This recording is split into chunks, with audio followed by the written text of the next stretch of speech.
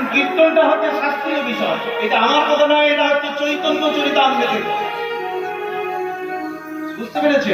ভগবান গোবিন্দ তিনি রাধারানীকে বর্ণনা করছেন যে আমি যখন কলিতে আবির্ভূত হব তখন কেমন ভাবে হব, আবার কিসের জন্য হব। এই কিসের জন্য হবে তা বলছে, কৈছল রাধা প্রেমা, শ্রীমতী রাধারানীর প্রেমটা কেমন, আর কৈছল মধুরিমা, সেই প্রেমের মাধুর্য কেমন। আর কৃষ্ণ প্রেম আস্বাদন করে রাধারানীর মনের মধ্যে কেমন সুখ অনুভব হতো, এই তিনটা বিষয় আমার এই দাপুর লীলায় আস্বাদন করা হয়নি। তাই আমি ভেবেছি যে কলিতে চৈতন্য অবতার হয়ে আমি কি করব, রাধা ভাবকে আশ্রয় গ্রহণ করব। রাধা ভাব, মহাভাবকে আশ্রয় গ্রহণ করে আমি আমার বিষয়, আমার প্রেমটাকে আমি আস্বাদন করব। এটাই হচ্ছে আমার ইচ্ছে। তাহলে তুমি কেমন করবে না, এই যে দেখো তারপরে কৃষ্ণের গায়ের রং কেমন ছিল, ভক্তমন্ডলী তারপরে কৃষ্ণের গায়ের রং কেমন ছিল, কালো নাকি? তারপরে কৃষ্ণের গায়ের রং ছিল কালো। কৃষ্ণ বললেন কি রাধা, বলছেন দেখো রাধে, এই যে আমার গায়ের রংটা এখন তুমি দেখতে পাচ্ছ, তা আমি কি করবো জানো, আমি ওই কলিতে যখন চৈতন্য অবতার হব তখন কিন্তু তোমার ওই অঙ্গটা আমি নিয়ে নেব, তোমার ওই গায়ের রংটা নিয়ে নেব। তাই হ্যাঁ, তাহলে কেমন করে আমি লীলা করবো জানো না, কেমন করে করবে? তাহলে শোনো, আমি যে কালো বর করিব ধারণ, তোমার ওই অঙ্গের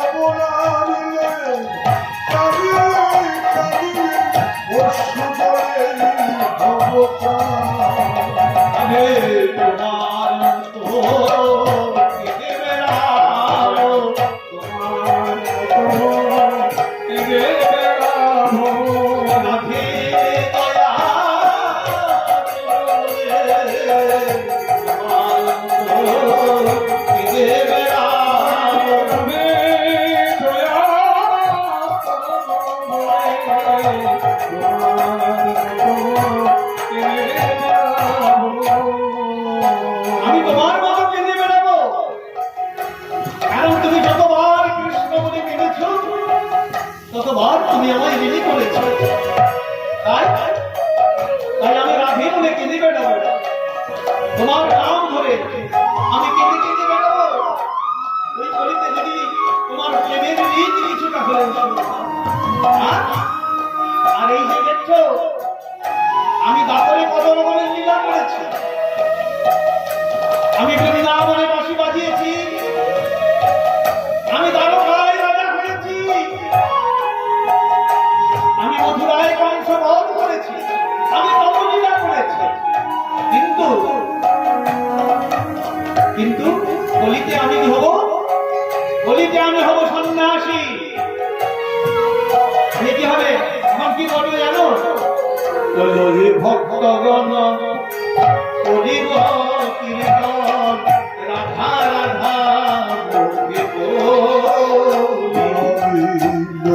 ভক্তগণ করিব কীর্তন রাধা রাধা।